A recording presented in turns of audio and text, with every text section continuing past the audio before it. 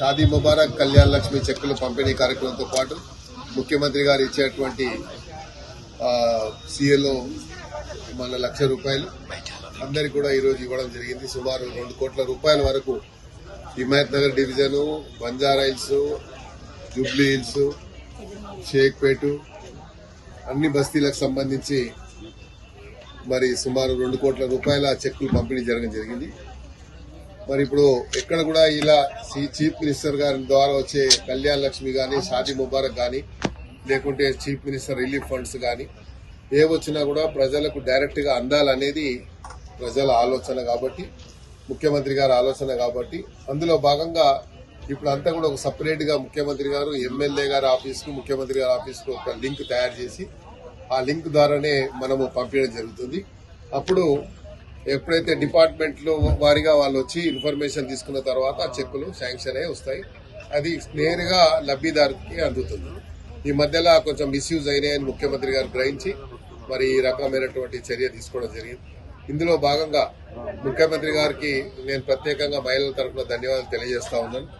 ప్రతి నియోజకవర్గానికి 1000 కుట్టు మిషన్లు ఇచ్చి ఎవరికైతే స్కిల్ పరంగా ఎంబ్రాయిడరీ చేసుకునే వారు కానీ, లేదా సీవింగ్ మిషన్లు కుట్టు మిషన్ కుట్టు పని వచ్చిన వాళ్ళకు సీవింగ్ మిషన్స్ కానీ, లేకపోతే బ్యూటీషియన్స్ కావాల్సినటువంటి ఎక్విప్మెంట్స్ కానీ, ఇలాగ అన్ని ఇచ్చేటువంటి కార్యక్రమాన్ని ముఖ్యమంత్రి గారు మొదలుపెట్టి ఈరోజు మహిళల్ని అందరూ కూడా మరి లక్షాధికారులు చేయాలని ఆలోచనతోనైతే ప్రభుత్వం పనిచేస్తుందో అందులో భాగంగానే ఈరోజు మరి కుట్టు మిషన్లు కానీ, మరి అదేవిధంగా ఇంద్రమ్మ ఇండ్లకు సంబంధించి నియోజకవర్గానికి 3,500 ఇళ్లు కార్యక్రమాన్ని ఇప్పటికే సోషో ఎకనామిక్ సర్వే జరుగుతుంది. మా దగ్గర గురు బ్రహ్మ నగర్ లో, దుర్గా భవాని నగర్ లో, అంబేద్కర్ 46 లో, ఫిలిం నగర్ లో చాలా ప్రాంతాలలో ఇప్పటికే జరుగుతూ ఉన్నాయి. నియోజకవర్గానికి మా నియోజకవర్గానికి వచ్చిన తర్వాత లబ్ధిదారులందరికీ అర్హులైన ప్రతి కుటుంబానికి మనం ఇచ్చే కార్యక్రమాన్ని మొదలు పెడుతున్నాం. ఎవరైతే అప్లై చేసుకున్నారో మళ్ళీ దానికి సంబంధించి మా డిపార్ట్మెంట్ వారు ఇప్పుడు మళ్ళీ సోషో ఎకనామిక్ సర్వే జరుగుతుంది. ఎవరైతే లబ్ధిదారులకు వచ్చి ఇళ్లకు పోలేదో మొన్ననే మీరు చూస్తారు, కలెక్టర్ గారు, రంగారెడ్డి కలెక్టర్ గారు కూడా ఆదేశాలు ఇవ్వడం జరిగింది. ఎవరికైతే లబ్ధిదారులు వచ్చిన వాళ్ళు ఇమీడియట్ గా మీరు ఆక్యుపై చేసుకోవాలని, ఆక్యుపై చేసుకోవడానికి వాళ్ళకి వేరే ఇల్లు ఉంది అనేది భావన వస్తుంది కాబట్టి తీసుకోవాలి. అలాగా ఆల్రెడీ అప్లై చేసిన రాని వాళ్ళకు కూడా ఈ కొత్త స్కీమ్ లో అందరికి కూడా కన్సిడర్ చేసి తప్పకుండా అర్హులైన ప్రతి కుటుంబానికి శాచురేషన్ పద్ధతిలో అందించేటువంటి బాధ్యత మేము తీసుకుంటాం. అలాగే రేషన్ కార్డులు కూడా, అలాగే కొత్త రేషన్ షాపులు వచ్చిన తర్వాత కొత్త రేషన్ కార్డులు, అదేవిధంగా ప్రతి కుటుంబానికి లబ్ధిదారులందరికీ శాచురేషన్ పద్ధతి అంటే అర్హులైన ప్రతి కుటుంబానికి ఇవ్వాలనేది ముఖ్యమంత్రి గారి ఆలోచన కాబట్టి ఆ కార్యక్రమాన్ని తీసుకున్నందుకు ముఖ్యమంత్రి గారికి ఇప్పుడు సన్నబియ్యం కూడా మనం చూస్తా ఉన్నాం. గత సంవత్సరం నుండి కూడా ప్రతి కుటుంబానికి సన్నబియ్యం రావడం అంటే సామాన్య ప్రజలు ఏవి తింటారో ముఖ్యమంత్రి గారు కూడా అదే తింటున్నారు. మొన్న అసెంబ్లీలో కూడా ప్రతి శాసనసభ్యుడికి కూడా అదే సన్నబియ్యం, ప్రజలకు పెట్టే సన్నబియ్యాన్ని అందరు అధికారులతో పాటు ముఖ్యమంత్రితో పాటు శాసనసభ్యులందరూ కూడా తిని ఇది మనం ప్రజలకు ఇస్తున్నాము, ఇది సరిగ్గా ఉందా లేదా అనేది ప్రత్యేకంగా ముఖ్యమంత్రి గారే మరి తీసుకొని దానికి సంబంధించినటువంటి మరి సివిల్ సప్లైస్ మినిస్టర్ గారు ఉత్తమ్ కుమార్ రెడ్డి గారు, డిప్యూటీ సీఎం గారు, ముఖ్యమంత్రి గారు ఒక ఆలోచనకు వచ్చి మరి శాసనసభ ప్రాంగణంలో ఇంక్లూడింగ్ ప్రెస్ మీడియా కూడా ఇదే రైస్ ని తినిపించి వాళ్ళ నుంచి కూడా ప్రశంసలు అందుకోవడం జరిగింది.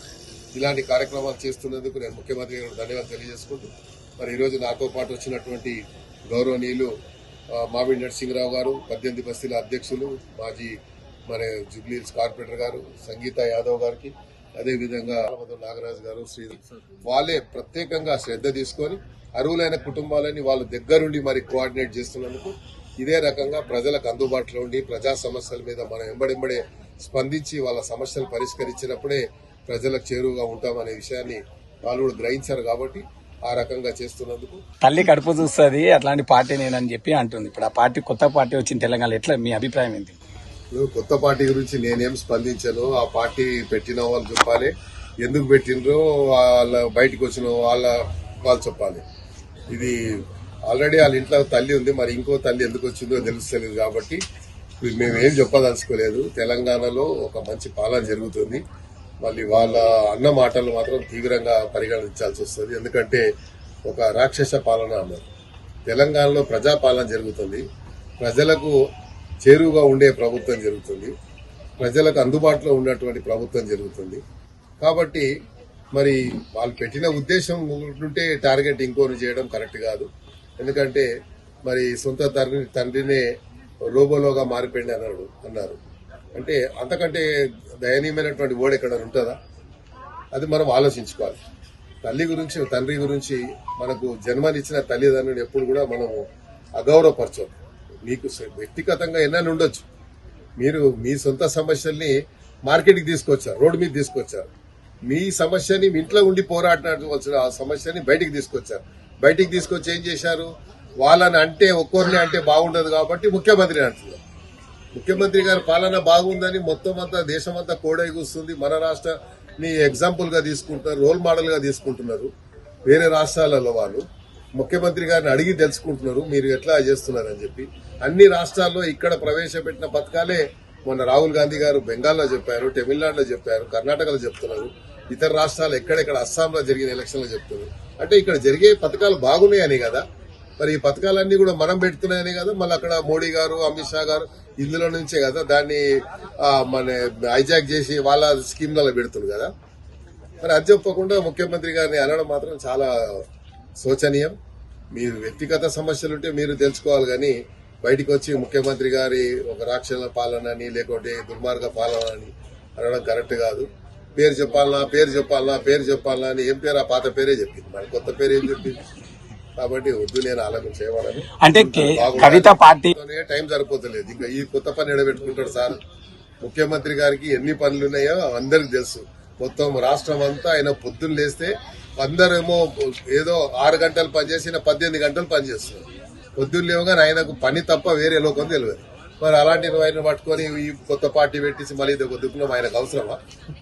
వాళ్ళు ఏదో చెప్పుకోవడానికి చెప్పుకుంటున్నారు. ఎందుకంటే వాళ్ళకి వేరే లేదు, విమర్శించడానికి వాళ్ళకి వేరేది. కాబట్టి ముఖ్యమంత్రి గారిని ఇందులో మధ్యలో లాగాలని చూస్తున్నారు.